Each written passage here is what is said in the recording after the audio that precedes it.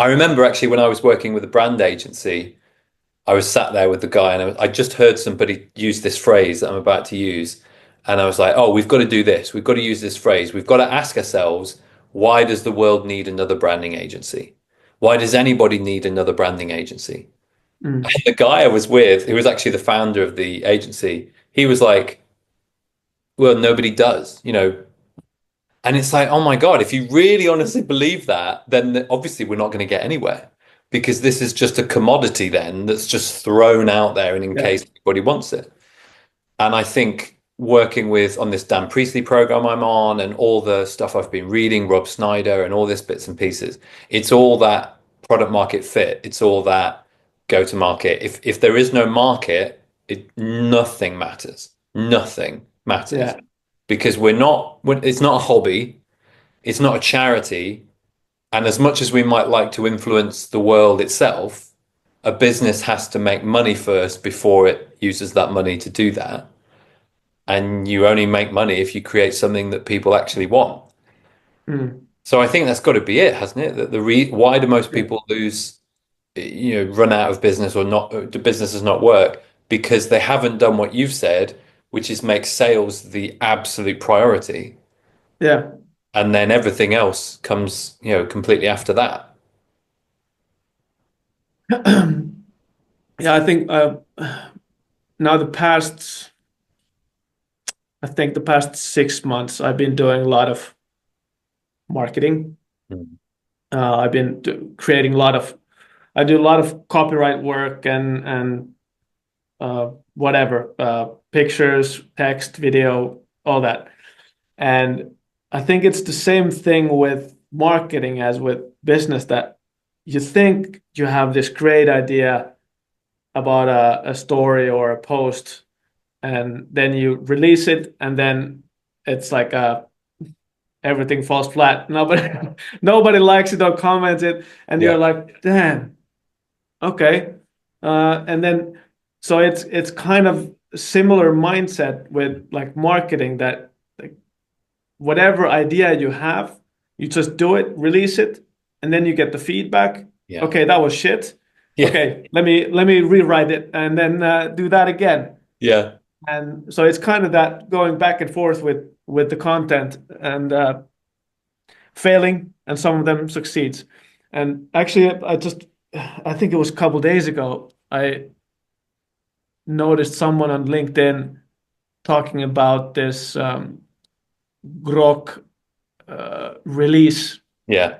that Elon Musk released, and he was wondering that why did he release the product without API updates?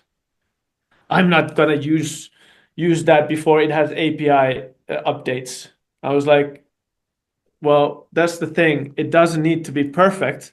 It needs Yeah. to get released ASAP, get the feedback, and then once now they have like a couple weeks before they release the API. So they have actually 2, 3 weeks time to gather the feedback, and then with the API release, probably fine tune it even more. Yeah. So I think it was a really smart move, but it was just funny how somebody was kind of thinking like, why did they release that early?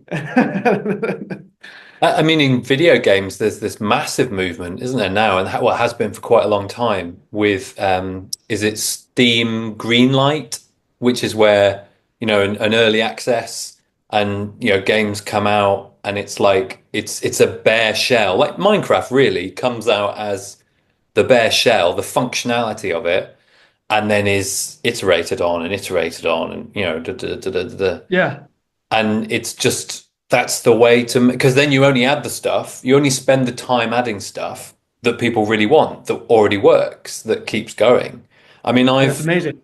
I think that content thing is a really interesting way because I see so many people, in all shapes. So whether they're selling content or they're on this program I'm on, and so many people are like, essentially, content can solve my business problem. If I just get the right content, I will Mm, get more true. business. but it's back to that element. It's like, but where does the right content come from? It has to come from selling something that people want and understanding then how to keep selling it. And then the content, really, you're just amplifying that sales message from one to one to one to many. Yeah. And you can't really do that unless unless you find a lucky break and then things go mad, or you get right down to the basics. I mean, one of the things, for instance, I picked up was in that conversation I was saying earlier about email getting harder. Mm. I was suddenly like, okay, now I have a kind of strain of content, if you like, a theme of content, because I can put stuff out there and say, LinkedIn DMs get ignored, emails getting harder, da da da da. Da. And that will get people's attention because they're like, oh yeah, email is getting harder. Oh yeah, my LinkedIn do get. And then I can say, but phones get answered. And then you're still in that Yeah. conversation. And you're sort of then able to say, okay, I understand the bits and pieces of it. But I never would have got there and I never would have known that to come into that direction if I hadn't have had that sales appointment and that conversation with someone and then listen to them say, yeah, I'm doing this now because email is getting so much harder and there must be Mm. a better way. And yeah, just that Yeah. bit is what matters. Yeah, that's really interesting. And I think what I'm not sure if it was mentioned earlier in our conversation, but um, a lot of the emails and LinkedIn outreach messages, they're so salesy Yeah. that that they obviously will get ignored. Yeah. So um, and it's the same thing with calling, that you have to ask questions and build the relationship first, uh, before going into that, Mm. sales pitch. But the messages are just so much easier to ignore. Yeah. But the call, you're able to kind of fine tune along the way. Like, okay, now I'm going too fast. Now let's go. Let's That's back it up. really true. Yeah. Like you said, I didn't even think until you said earlier about the feelings that you get over. You can't get any of that. So it has to be a massive doof on a message or an email.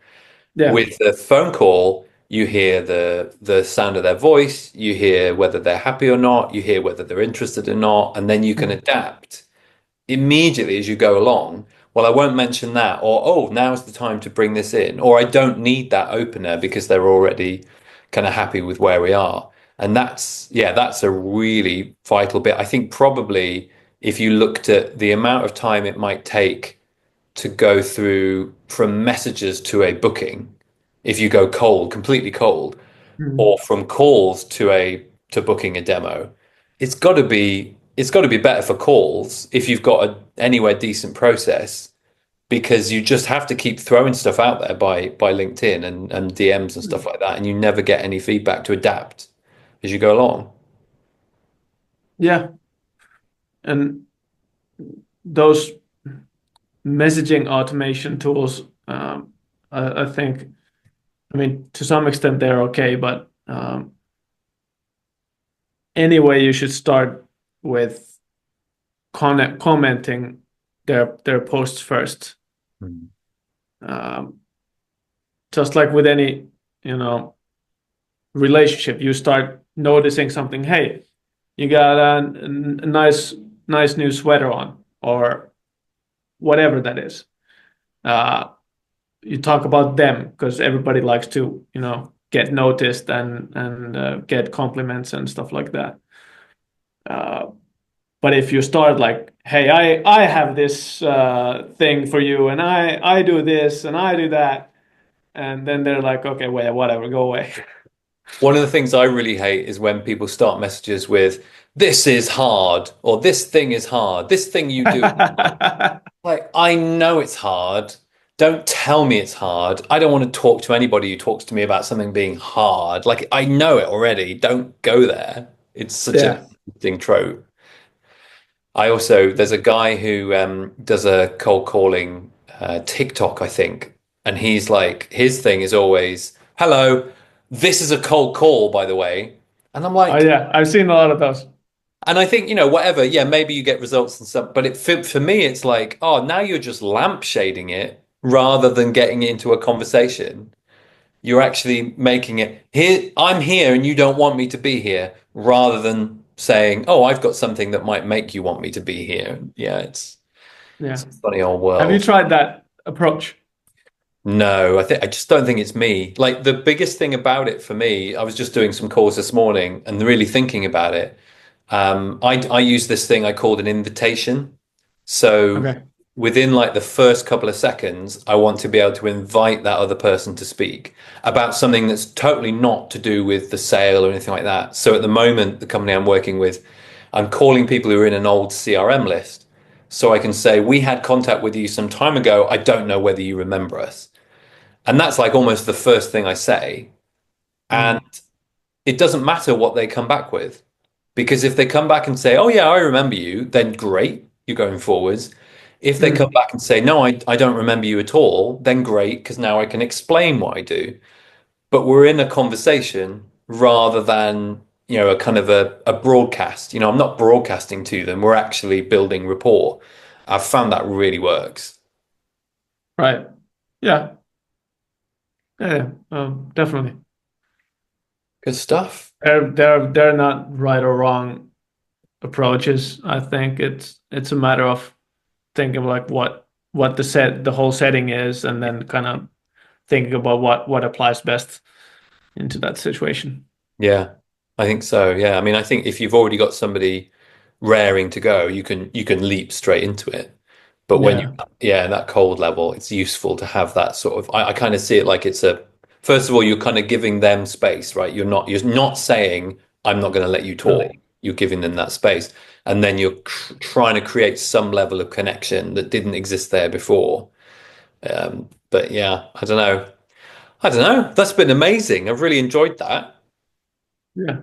Thanks so Yeah, much. same here. It was good. I thought we were gonna be done quicker, but I Yeah, think 1 hour passed away like I whew. know. Yeah.